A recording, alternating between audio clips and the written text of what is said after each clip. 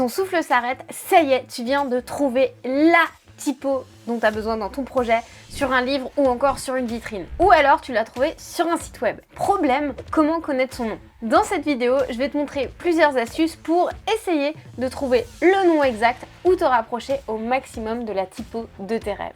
Oui, les graphistes, on a des rêves un peu bizarres. Quand j'ai commencé mes études en design, c'était quasiment impossible de retrouver le nom d'une typo que tu croisais au coin d'un livre, à moins que ce soit un grand classique. Mais la bonne nouvelle, c'est que depuis, on a énormément d'outils sur le marché qui nous permettent justement de mettre la main dessus. La première chose, c'est que tu peux retrouver le nom d'une typographie d'après une image. Donc si tu vois une fonte qui te plaît, tu la prends en photo. Pour retrouver le nom d'une typo d'après une photo ou une image, tu as 3 ressources principales. La première, c'est le grand classique What the Font. C'est un site web qui a été créé par MyFont. Je te mettrai tous les liens dans la description, ne t'inquiète pas. C'est une application qui s'appuie sur le deep learning. Ça se rapproche un peu de l'intelligence artificielle, ce qui est bon signe, ça s'appuie sur une énorme bibliothèque de typos existantes. Il y a plus de 133 000 caractères qui ont été répertoriés. Donc il y a de grandes chances que ta typo se trouve dedans. La bonne nouvelle, c'est que tu peux l'utiliser soit depuis ton ordinateur et tu peux même installer l'application dans ton téléphone. Comme ça, tu retrouves ta typo de n'importe où. Faisons un test. Je viens de récupérer ce livre dans ma bibliothèque et je me suis armée de mon téléphone. Donc, j'ouvre l'application, tu fais une photographie de ton texte, tu sélectionnes le morceau qui t'intéresse le plus, boum, t'appuies sur la flèche et là, tac, il m'a trouvé. C'est une Futura W1G Extra Bold.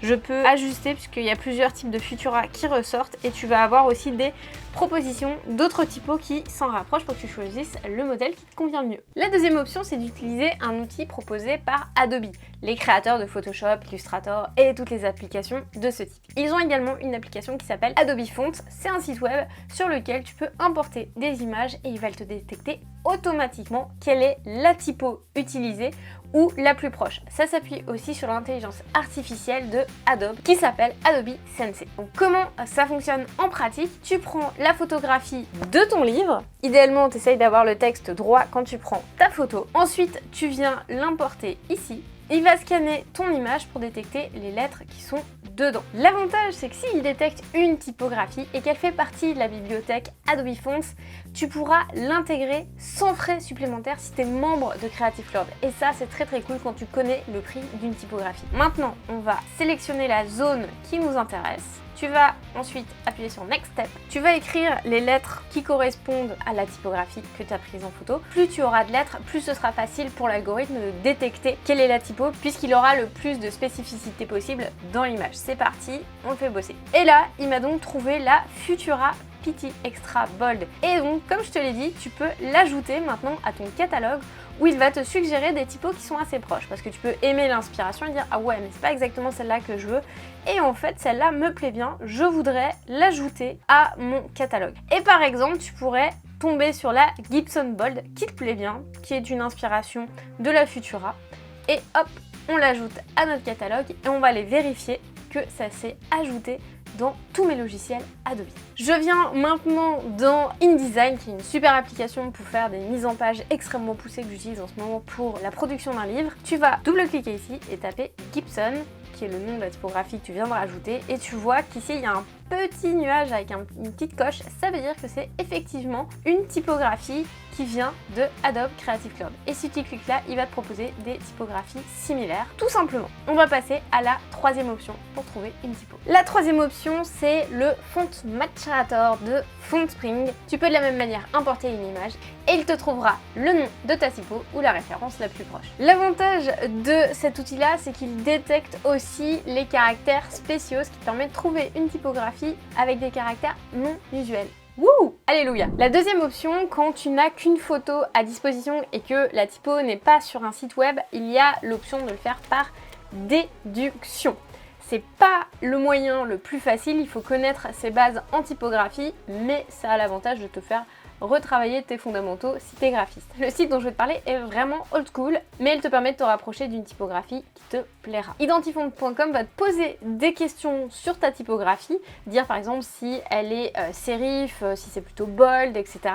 Et ça va te permettre de te rapprocher de ta police idéale. Bon, maintenant, si c'est une typographie qui est sur un site web, quel outil tu as à ta disposition? Tu as soit l'option geek en allant farfouiller dans le code, soit l'option installer une extension. Je vais te montrer les deux options. La première option, la plus facile, c'est d'installer une extension comme Font Ninja. Comment tu fais ça? Tu vas sur le site fonts.ninja. Ici, il va te proposer soit de télécharger l'extension, soit l'application. Tu peux utiliser l'extension qui est très pratique. Tu l'installes à Google Chrome et ensuite tu pourras l'utiliser sur ton navigateur. Donc tu cliqueras sur installer puisque moi je l'ai déjà. Et une fois installée, tu vas la retrouver dans ta barre d'extension ici. Si tu la vois pas, tu peux cliquer sur la petite pièce de puzzle et cliquer sur la petite épingle ici pour l'afficher ou l'enlever. Donc ici, on voit qu'il me propose déjà une typographie de base, mais quand je vais survoler les éléments, ici tu vois qu'il me propose donc le nom de cette typographie. On va donc aller sur un autre site web, tu cliques sur l'extension et tu vois ici que la typographie c'est la Adobe Clean. Et ce qui est génial, c'est que ça donne aussi la taille de la typographie, ça donne sa couleur, etc. Ça donne des détails supplémentaires et tu peux l'ajouter à ta bibliothèque pour la garder de côté et te souvenir du nom de la typo.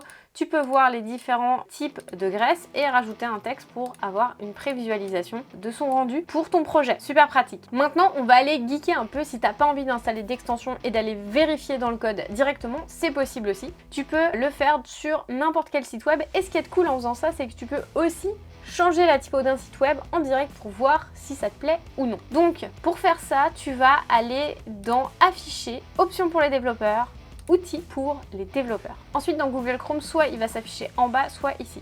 Donc là, on va cliquer sur la petite flèche là. Tu vas survoler et en fait, il va te donner les détails aussi.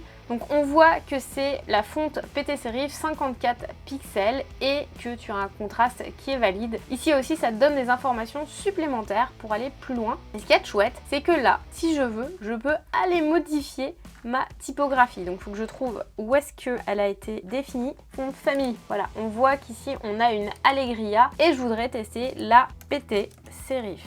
Et donc je peux tester en direct sur ce site web sans que ça modifie pour personne d'autre, juste pour moi. Voilà, ça c'était la petite astuce geek pour faire des tests en direct sur un site web que tu es en train de monter par exemple. Plutôt que de t'embêter à l'installer, à refaire des tests, blablabla. Tu fais un test en direct, c'est très pratique. Tu sais maintenant comment retrouver le nom d'une typographie grâce à ces différentes techniques. Je te mets le lien vers les différentes ressources ci-dessous. Et si tu veux te lancer en freelance, j'ai un guide pour t'aider à développer ton activité et te démarquer en freelance. Je te mets le lien juste en dessous, c'est gratuit. On se retrouve dans la prochaine vidéo et d'ici là, n'oublie pas de t'abonner.